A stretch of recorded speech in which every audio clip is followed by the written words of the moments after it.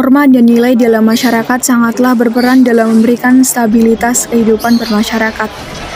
Nilai dan norma berperan sebagai petunjuk arah serta pemandu dan pengontrol perilaku masyarakat.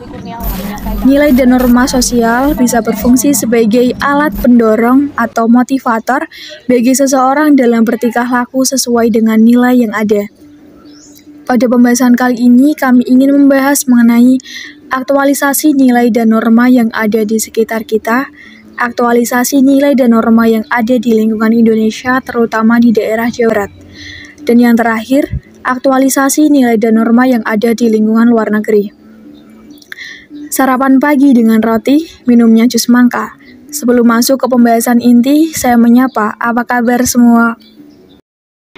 Aktualisasi nilai moral masyarakat yang di sekitar, khususnya pada masyarakat Jawa Tengah, yaitu bersyukur. Bentuk nilai syukur tersebut tercermin dalam filosofi urip iku sawang sinawang. Melalui ungkapan ini, mengajak kita untuk tidak iri dan membandingkan pencapaian kita dengan pencapaian orang lain. Semua orang mempunyai suka dan dukanya tersendiri, sehingga apapun yang kita dapat harus kita terima dengan rasa syukur. Orang Jawa selalu menyatakan bahwa mereka adalah keturunan Jawa. Orang Jawa mempunyai sebutan sendiri yang diucap Jawani dan bukan Jawani.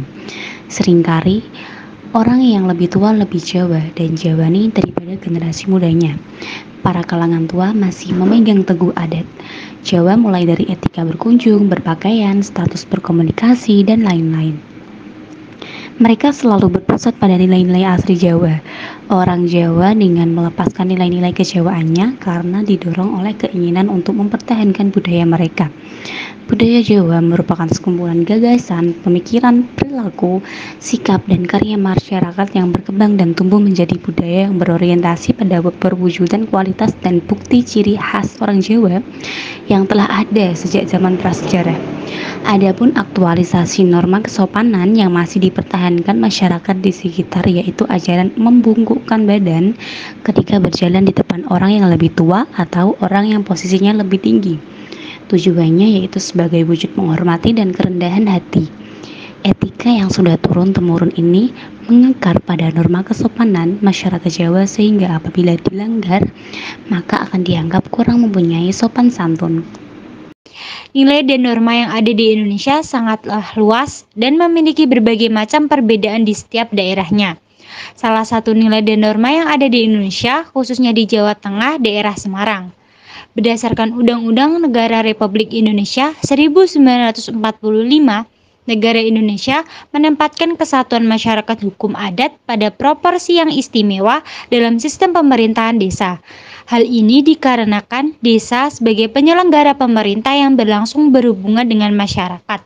Salah satu desa yang ada di Jawa Tengah, khususnya di Semarang, mengenai aktualisasi nilai dan norma, khususnya norma hukum pada Desa Sumber Kecamatan Karaden, Kabupaten Blora. Berbagai istilah dikemukakan oleh Samin atau sedulur sikap yang menyebutkan sebagai gerakan, masyarakat adat, komunitas adat, dan bahkan etnis.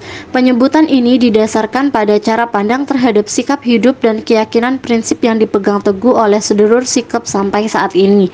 Dikatakan Samin adalah gerakan petani yang muncul karena faktor ketidakadilan politik, ekonomi, dan juga sosial atau perebutan status sosial, yang kemudian dibingkai melalui ajaran Samin yang disebut dengan agama Adam. Ajaran agama Adam berpusat pada perkawinan, baik dalam aktivitas reproduksi seks atau berhubungan dengan pekerjaan, yaitu bekerja mengolah tanah. Pranata sosial yang dipegang komunitas sedulur sikap adalah bentuk penghayatan atas rasa kemanusiaan sebagai hamba Tuhan dalam proses interaksi sosial antara sesama manusia dan lingkungan. Warga yang berkumpul di dalam komunitas dan di antara warga Samin yang tinggal di sana tersebar di berbagai daerah. Hubungan di antara mereka sangat erat dan kuat. Hubungan eksternal warga Samin juga sudah terjalin dengan baik, ramah, dan rukun dengan masyarakat luar. Seiring berkembangnya zaman, arus globalisasi yang kian meningkat dapat menyebabkan penyelesaian terhadap budaya negara satu ke negara yang lain, menjadi pengarah ke pola kejahatan.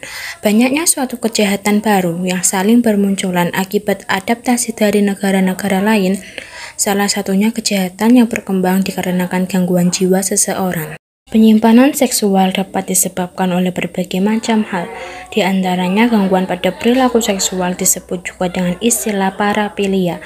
Kata para berarti penyimpanan dan filia berarti cinta atau ketertarikan. Penyimpanan seksual yang akhir-akhir ini sedang menjadi perbincangan hangat oleh netizen yaitu penyimpangan seksual fetishism atau yang bisa disebut dengan istilah fetis. Akhir-akhir ini terdapat sebuah kasus penyimpangan seksual yakni fetis yang ada di negara Amerika Serikat.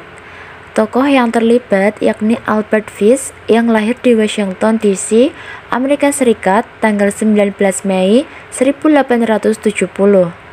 Albert Fish terkena banyak kasus penyimpangan seperti fetis, pedofil, kanibal, hingga pembunuhan. Target yang sering dituju oleh Albert Fish yakni anak-anak yang biasanya anak-anak tersebut berjumlah lebih dari 100 kanak-kanak dan ditusukkan jarum pada paha mereka. Berkitamasya di sebelah gua, duduknya menggunakan tikar. Kami dari kelompok 2 izinkan berkenalan sebentar. Yang pertama Nawang Wulansari, yang kedua Aslamia, yang ketiga Desi Wulansari, yang keempat Auji Zahrotus Zakiyah, yang kelima Tia Angelina, dan yang terakhir Intan Nugraheni.